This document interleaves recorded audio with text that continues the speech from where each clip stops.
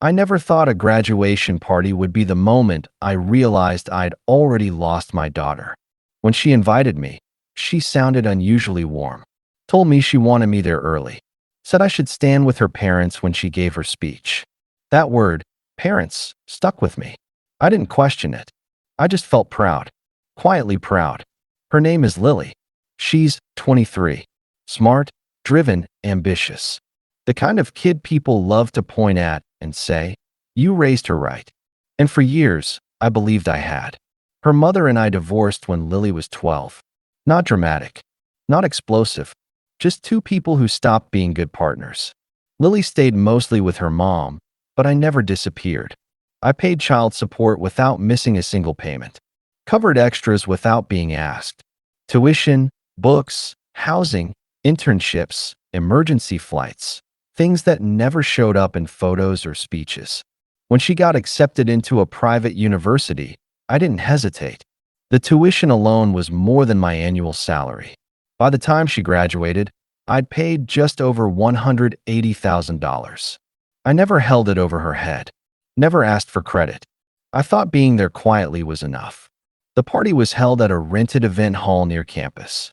White tablecloths, balloons in school colors, proud parents everywhere, people clinking glasses, talking about sacrifices, late nights, how fast time flies.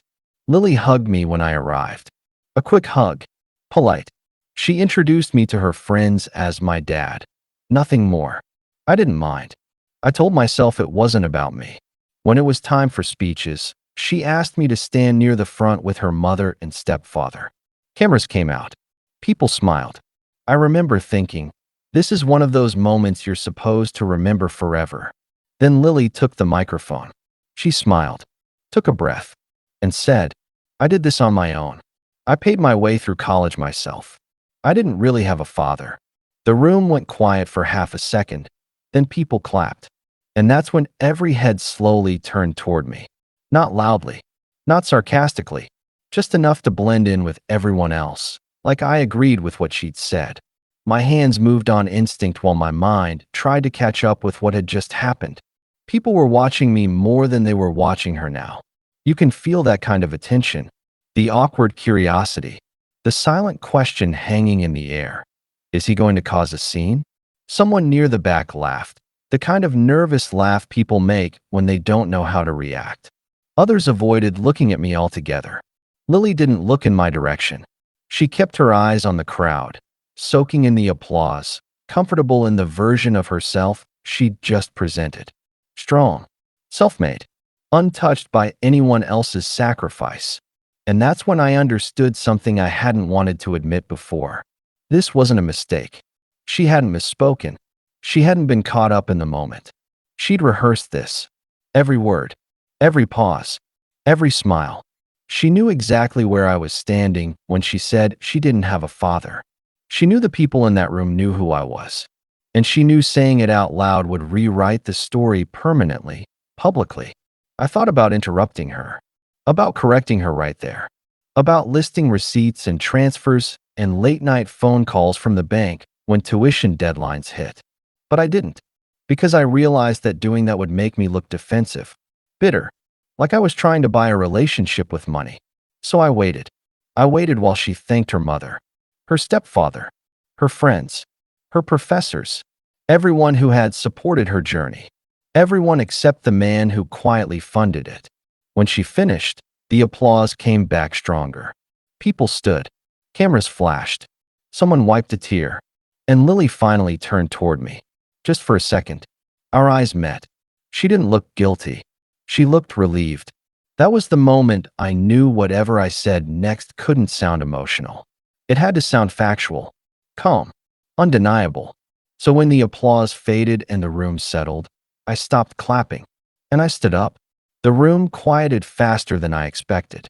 Not completely silent, just enough that people sensed something unscripted was about to happen. Chairs stopped moving. Phones lowered a little. Someone near the front whispered, "Oh." I didn't walk to the microphone right away. I stayed where I was, standing beside the table she'd asked me to stand at earlier. I wanted people to see exactly who was speaking before I said anything at all. I smiled first. Not a forced smile. Not an angry one. The kind of polite, practiced smile you give when you don't want to embarrass anyone, especially your own child.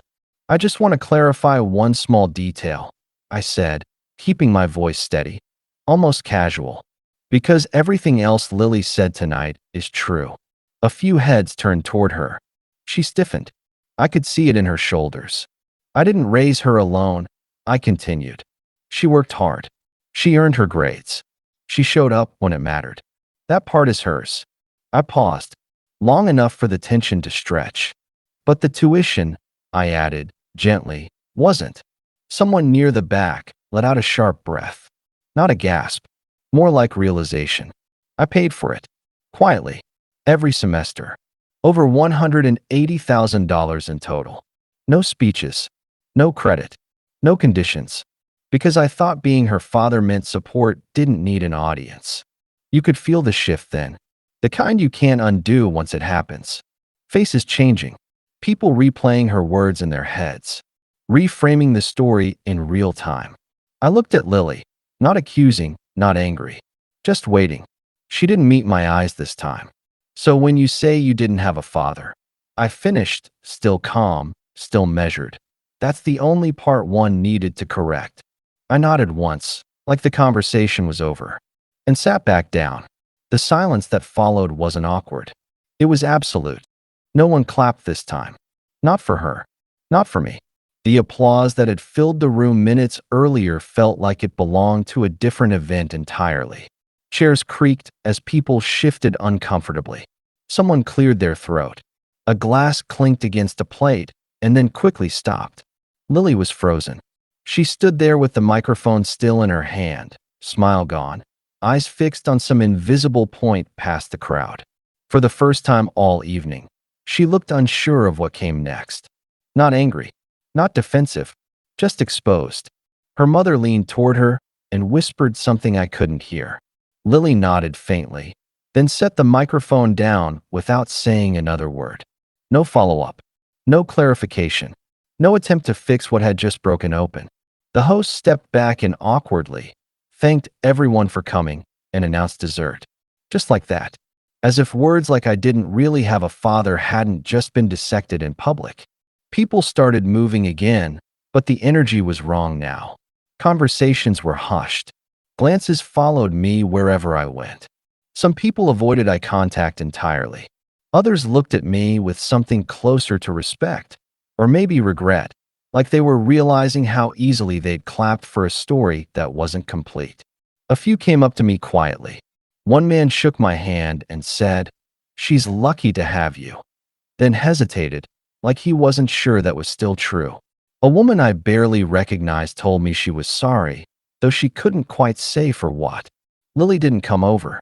She stayed near her friends, laughing too loudly, holding her drink like an anchor, performing normalcy, pretending the room hadn't tilted under her feet.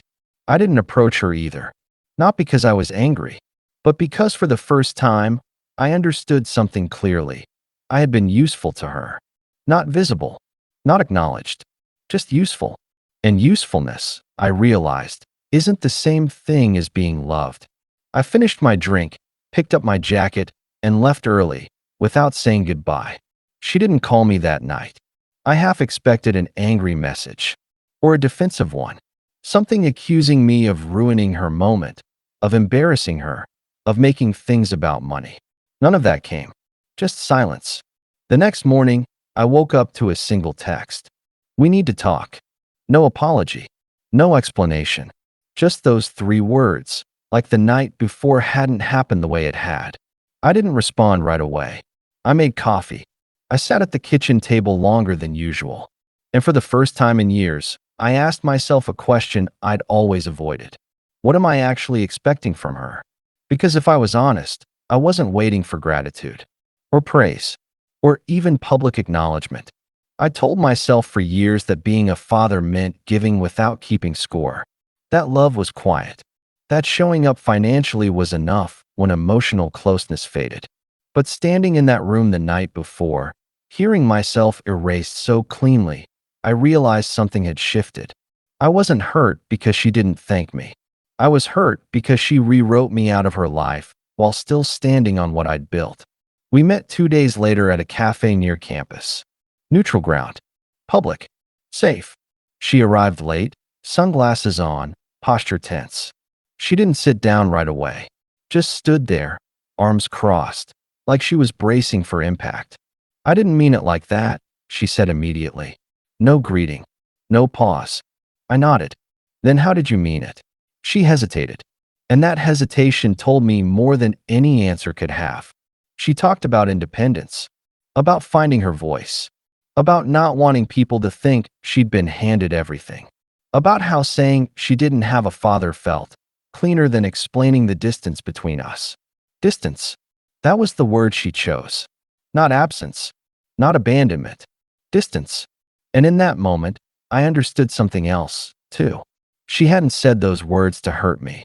She'd said them to simplify her story, and I just didn't fit neatly into it anymore. I listened, didn't interrupt, didn't argue. When she finished, she looked at me like she was waiting for forgiveness. Instead, I asked one question. Do you still want me in your life, or just my support? She didn't answer right away, and that silence was louder than anything she'd said on that stage. She looked down at the table instead of answering me. Not at her phone, not around the cafe. Straight down, like the question had landed heavier than she expected. Her fingers wrapped around her cup so tightly her knuckles went white. I don't know, she finally said. And at least that part was honest. That was the moment something settled inside me. Not anger, not disappointment. Acceptance. Because a child who wants you in their life doesn't hesitate when asked that question. I nodded slowly. Then this is where we stop pretending, I said, keeping my voice calm. I'm not going to fund a relationship I'm not allowed to exist in. Her head snapped up. Are you threatening me? She asked, defensive now. No, I said. I'm setting a boundary. There's a difference. I explained it simply. I wasn't cutting her off out of spite. I wasn't asking for public praise or rewritten speeches. But I was done being invisible while being expected to contribute. Done being convenient. Done being quietly erased. If you want a father, I told her, I'll show up. I always have. But if what you want is independence, then that includes independence from my support. She didn't cry. She didn't argue. She just sat there, staring at me like she was seeing me clearly for the first time. Not as a background figure, not as a safety net, but as a person who could walk away. We finished our drinks in silence. When we stood to leave, she hugged me. It was brief, awkward, careful, not the kind of hug that promises anything. We don't talk much now. Sometimes she texts. Sometimes weeks go by without a word. I don't chase. I don't remind. I let her choose what kind of relationship she wants, because for the first time, I've chosen myself too. And here's the truth I learned that night at her graduation. You can pay for someone's future. You can sacrifice quietly. You can love without conditions. But if someone erases you to make their story sound better, the most powerful thing you can do is stop letting yourself be edited out. That correction I made on that stage wasn't about money. It was about dignity.